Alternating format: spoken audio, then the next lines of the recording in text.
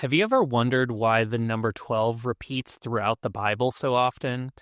The number 12 points to a mystical truth that's been hidden, and it's going to change everything about how you think about scripture, the world, and reality itself. Because the stories of the 12 tribes, the 12 disciples, and the 12 gates of New Jerusalem, they're not just about people who lived thousands of years ago. They're actually about you.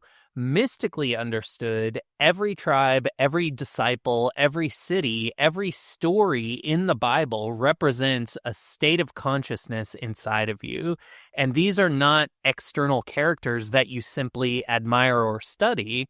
They're internal states that each of us is eventually going to experience. And we have to eventually integrate these things. And we do this in order to fully awaken, to be born again, to become what the Bible calls a new creation.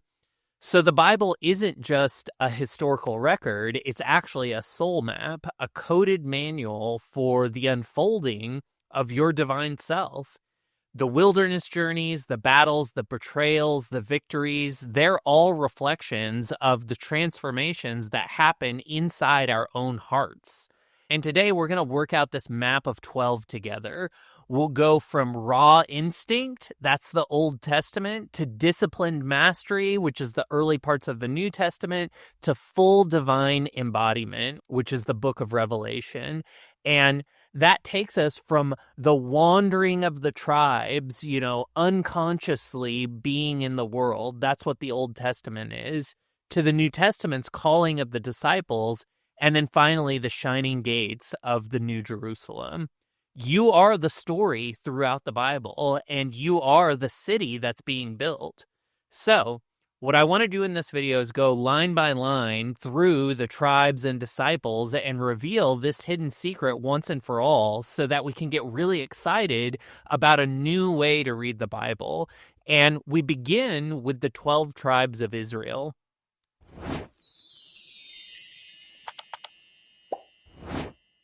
These are not just ancient families. They symbolize the raw, natural forces inside of us.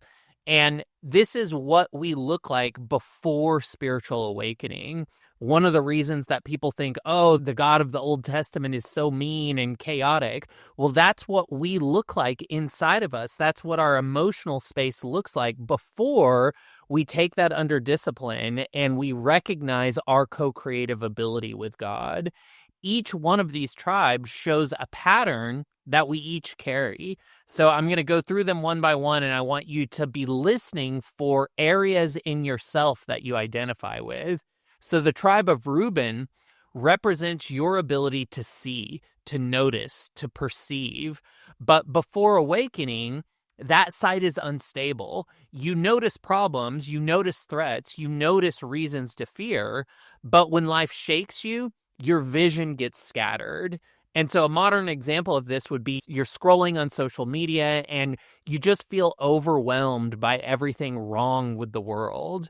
And that's Reuben. And so we want to identify when we're in one of these states, and then we can use the Bible as a map to showcase how that tribe ends up evolving, because that's a map for how we can evolve from that state. The tribe of Simeon symbolizes your instinct to listen. But at first, it's an unconscious hearing. You're just absorbing culture and fear and tradition. You're a sponge without discernment. And so you react to outside voices without really checking in with your own intuition, with your own understandings. And an example of this might be that you believe every news headline without questioning a deeper truth just because the person writing the article is on your team or said something that you like. And so getting mastery over Simeon is all about us learning to have deeper discernment. And we'll get into some of the parallels when we talk about the 12 disciples later on in this video. Next is the tribe of Levi, which reflects your craving to belong, to cling to groups, causes, identities. But often that comes early on as blind loyalty. attaching to something not from love, but from fear.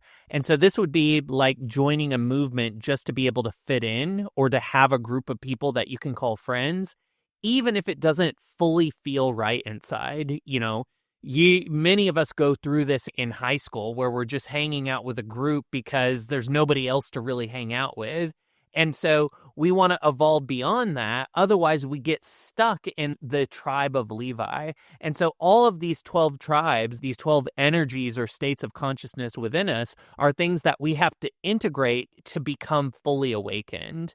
The tribe of Judah is your urge to seek validation or applause or recognition.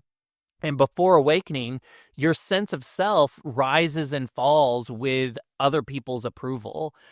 Raise your hand if you're like me. I'm a recovering people pleaser, and that's the tribe of Judah. We have to gain mastery over that.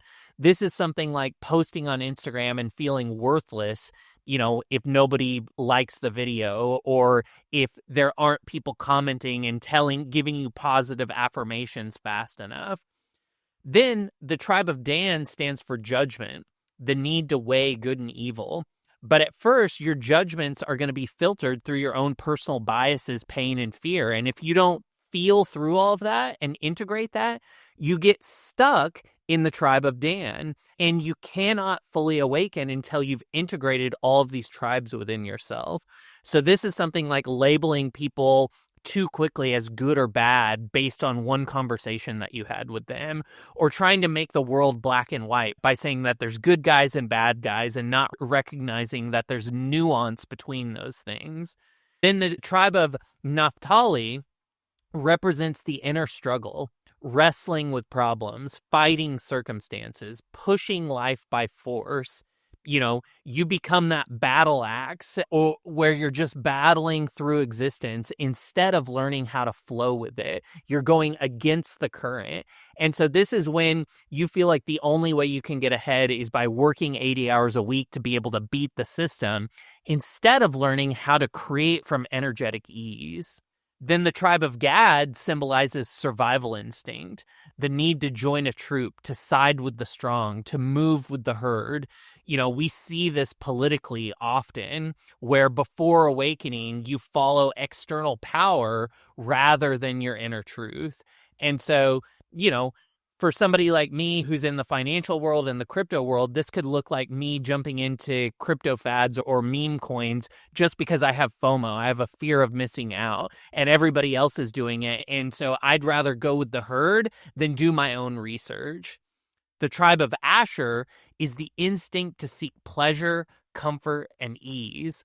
But without true fulfillment, it often leads to a kind of restlessness or emptiness. This is addictions coming into play where you're binge watching TV for hours or you're drinking too much. And after all of that, maybe there's a temporary dopamine hit, but at the end of it, you feel empty afterward.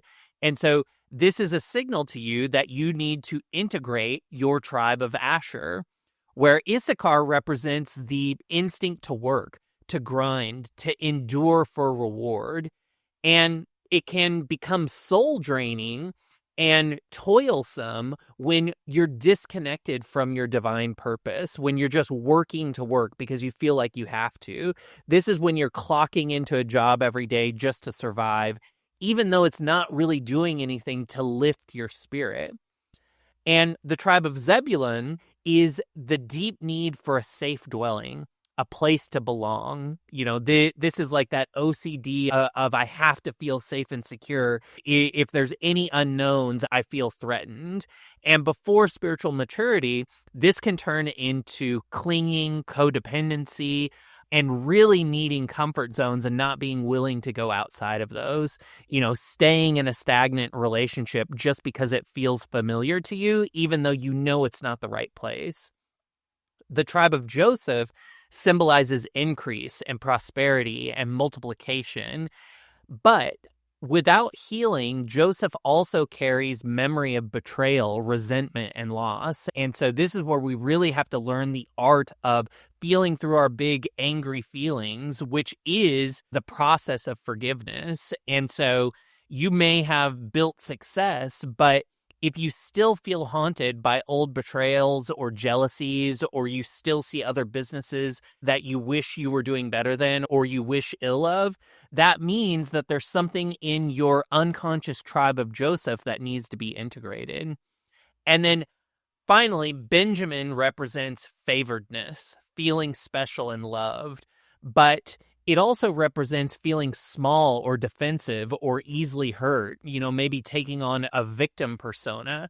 The soul carries wounds hidden beneath the surface, and so this causes you to overreact to small criticisms because they trigger deep childhood pain, instead of integrating those and recognizing that any feedback is the mirror of reality, showcasing to you what to feel and how to evolve forward. So those are the 12 tribes of the Old Testament, and they're actually energies, states of consciousness that you have to integrate. But then in the New Testament, Christ calls forth the 12 disciples, and everything in those tribes begins to change because each disciple symbolizes one of those same inner forces, but now that inner force is redeemed and awakened and disciplined into divine service. So let's now look at and explore how the disciples awaken that tribe energy. And again, I want to restate this so that you really get it. Each of these tribes, disciples, gates are a state of consciousness that you must identify inside of yourself and ultimately integrate in order to become awakened, or the Christed energy, to become Christ consciousness and to have the awareness or the eyes or the ability to see through God's eyes, the larger consciousness system. So as we go through the disciples, Peter transforms the energy of the tribe of Reuben, which is unstable seeing. Peter transforms that into steadfast faith. You stop focusing on fear and you start believing in divine providence. This is where you may lose your job, but you immediately trust that a better opportunity is coming. And because that's the identity you're claiming, a better opportunity does come. The disciple James refines Simeon's unconscious hearing into wisdom, listening inwardly to the voice of God. This is when you trust your intuitive nudges over any mainstream panic, and it guides you safely. You're no longer having knee-jerk reactions to things. The disciple John transforms the tribe of Levi's attachment into pure divine love. You love others freely without clinging, without going into codependency. You bless a friend's journey, even if it leads them away from you, knowing that true love always sets things free and allows them to have that free will ability to come and go as they please. You speak your truth and you trust that whatever happens next is going to be appropriate for you. The disciple Andrew refines the tribe of Judah's praise-seeking into inner strength. You stay steady without external validation. You show up every day for your creative work, even when nobody's watching, even when you're posting videos that get no views. You continue to develop your interest and develop your craft, and your mastery grows. The disciple Philip transforms the tribe of Dan's judgment into spiritual power. You discern truth without condemnation. You leave toxic conversations without needing to win anything. You're not constantly in debate mode. You choose peace over being right, and then reality reflects that back to you. The disciple Bartholomew awakens Naphtali's wrestling and turns that into pure imagination. You dream beyond your current conditions. You're no longer somebody who is mired with observing what is. You can imagine and see and call in things that don't yet exist. You envision yourself being debt-free and joyful and abundant and start making choices that align with that vision. You make choices from the place of somebody who already has that. Where the disciple Matthew transforms the tribe of Gad's herd instinct into sovereign will. You act from inner alignment, not crowd pressure. This is where you might turn down a safe job, something that's on the corporate ladder, to follow your soul's calling into an unknown territory that may be temporarily uncomfortable, but ultimately allows you to flower into a bigger version of yourself. The disciple Thomas refines the tribe of Asher's happiness seeking into understanding. You start to trust unseen realities. This is where you may start a project without seeing immediate results, but your inner knowing keeps you steady because you know that it's coming. It's on the way. You're acting from inspired action. The disciple James brings in Issachar's laboring into divine order. You work with ease inside of divine timing. You recognize that things move in cycles. You're not digging up the seeds before they've taken root. And so this would be something like, instead of launching a project in panic, just because you need money or something, you instead align yourself with inspired action, and every action that you take succeeds effortlessly. The disciple Thaddeus transforms Zebulun's comfort seeking into holy zeal. You burn for mission, not safety. You're doing something because it's interesting and it feels right, not because you feel like you have to out of obligation.